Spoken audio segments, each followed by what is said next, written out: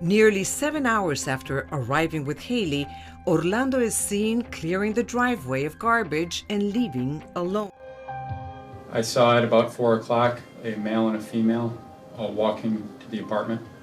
Later on, what is clearly Orlando Tercero comes and goes from the doors of the apartment. And then there was that handwritten note left behind in Orlando's apartment. Haley Anderson murder case. In the murder trial of Haley Anderson, the tragic account of Haley Anderson, whose death was the result of a simple no, Long Island, New York, was home to the great Haley Anderson. When people thought of her, they thought of her gentle spirit and charming smile. Hard labor, enthusiasm, and intelligence characterized Haley. Her loved ones could always count on her unwavering support. People were quick to warm up to her since she was both entertaining and kind. She was considered an absolute delight by many. While Haley was pursuing her nursing degree in 2018, she was enrolled at New York's Binghamton University. She was a fifth-year senior determined to achieve her goals. Prior to her graduation, she had already secured employment. Haley's ultimate dream was to uproot her life, get a hippie van, and tour the nation as a nurse. When it came to her problems, she was carefree. However, she met a horrific end after that. Kevin Ocampo was a fellow nursing student when Haley met him in college. They began dating after an immediate chemistry. In 2016, Haley went to a party that Kevin hosted at his house. She met Orlando Tercero, another nursing school student, at the celebration.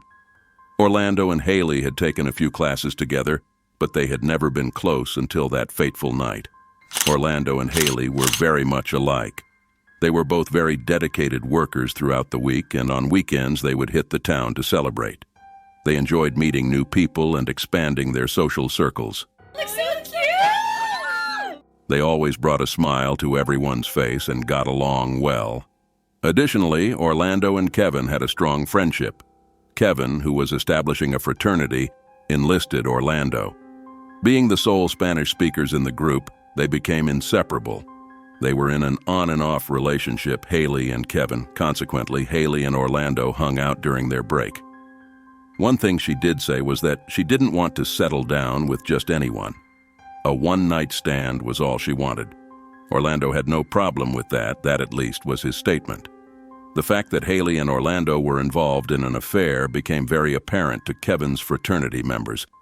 Kevin was transforming into an entirely different person. They attempted to dissuade Orlando from being with her, but he was unconvinced. At one point, Haley expressed her disapproval of their relationship with Orlando, but he was unable to let her go. Never one to accept no, he was extremely protective of Haley. Following their breakup, Orlando frequently visited Haley at her residence without her asking. As he waited for her, he would light up a cigarette on the porch. At odd hours, he would also pass Haley's house and follow her around. As Orlando's creepiness increased, Haley began to feel threatened. Haley was invited to attend a party in September 2017 by Orlando. Haley and Kevin had reconciled at that point, so they embarked on their journey together. Surprised to see Haley with Kevin, Orlando's anger flared up. It was unbelievable to him that Haley had chosen Kevin over him. They got into an altercation when Orlando attempted to communicate with Haley. Orlando later attempted to defuse the situation by turning up the music, pouring additional shots, and generally having a good time. However, by that stage he had consumed quite a bit of alcohol and began to vomit. Following the celebration, Kevin returned to Haley's residence and crept back in for the night. They saw that someone had slashed the tires on Haley's car the following morning while they were leaving her house. Slashed every single one. I told her right away. Orlando denied any participation, but Kevin continued to suspect him. The damage was valued at over $600 according to the authorities, making it a felony. Orlando would be expelled from school and may be deported back to Nicaragua if the authorities apprehended him, which Haley was well aware of. As a kind and thoughtful person, Haley had no desire to tarnish a young man's life. Therefore, she decided against going to court. Haley viewed Orlando as a trustworthy friend and tried to maximize their bond. Although she was unaware of it at the moment, that would prove to be her worst error in judgment. Haley and her housemates had a blast on March 7, 2018, playing games and drinking wine. Everyone was having a fantastic time as they laughed and danced. At about 1 in the morning, the girls decided it was time to call it a night and get some sleep. Josie and Michaela, who lived with Haley the night before, saw that her bedroom door was shut the following morning. She was assumed to be sleeping in or out with friends. They passed it off as insignificant. They began to fret, though, when Haley remained silent throughout the day. They could always count on Haley to respond or lend a hand. Therefore, they endeavored to locate Haley's phone and learned that Orlando had mistaken her for him. The news made Haley's pals happy. They reasoned that her silence in their communications was due to her embarrassment over being back with Orlando. She could have worried that others would look down on her for her actions. It would be some time before they realized that wasn't the whole tale. The lack of communication from Orlando's sister became a source of concern after a few days. If Orlando couldn't have a face-to-face conversation with her, he would send her a message nearly daily. Because of this, she requested that the authorities ensure Orlando's safety. On the other hand, his automobile wasn't visible to the cops. Additionally, they knocked, but nobody came to respond. They reasoned that he must have gone elsewhere for some time. The fact that Orlando has disappeared is currently unknown to Haley's friends. They were under the impression that Haley was still at Orlando's house. Eventually, as Haley had not spoken with them in any way, her roommates traveled to Orlando's residence. Their goal was to get a sense of their friend's condition so they could bring her home. Afterwards, they realized that Orlando's vehicle had vanished. To see whether anybody was home, the girls proceeded to knock on doors and windows. Ultimately, the phone remained in the same spot. But when nobody answered the door, they pried open a window and got in. The two women observed Haley as she lay naked and pallid on Orlando's bed. You won't find any signs of violence, blood, shattered objects, etc. A foreboding sense of impending doom pervaded the otherwise silent home. The cops arrived quickly after Haley's pals dialed 911. Her autopsy revealed that she had been strangled as she slept. There was zero resistance from her. The authorities were able to piece together what was happening thanks to the building's CCTV camera. At 3:14 in the morning, Haley and Orlando entered the building. Haley seemed content and eager to spend time with him. Orlando departed from the premises after around 7 hours. He hurled the refuse into the garbage can and sped off. After that, he returned to his house and remained there for some time. In the basement, he was also arranging various items. He left with his belongings after a few hours. As their investigation progressed, the cops uncovered a prescription medication receipt from a nearby pharmacy. Haley may have taken these medicines, according to the police. The message originated from Orlando and was written in Spanish. He expressed his remorse for his foolishness in the letter. His father had passed away a few years prior, but he promised to meet him shortly. In the basement lay a tie that had been transformed into a noose. Blood specks were scattered throughout the floor as well. Orlando was believed by the authorities to have attempted suicide, but had instead wounded himself after tripping and falling. Orlando had contacted his sister by phone to inform her that he was returning to Nicaragua since he was an embarrassment to the family. A guy wearing a bandage on his head boards an aircraft bound for Nicaragua, according to surveillance footage captured at JFK International Airport. Not long after Haley's death, the killer's departure from the nation sparked widespread outrage. After dropping him off at the Nicaraguan airport, Orlando's mom drove him to their rural home. Unfortunately, healthcare was lacking in the community.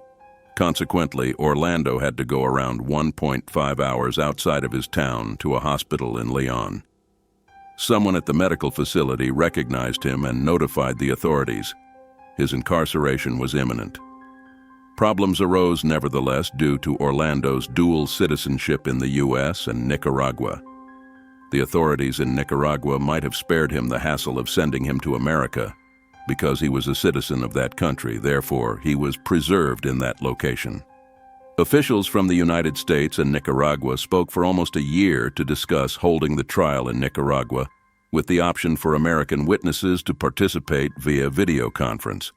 There would be no jury, and the case would be tried under Nicaraguan law by Nicaraguan attorneys.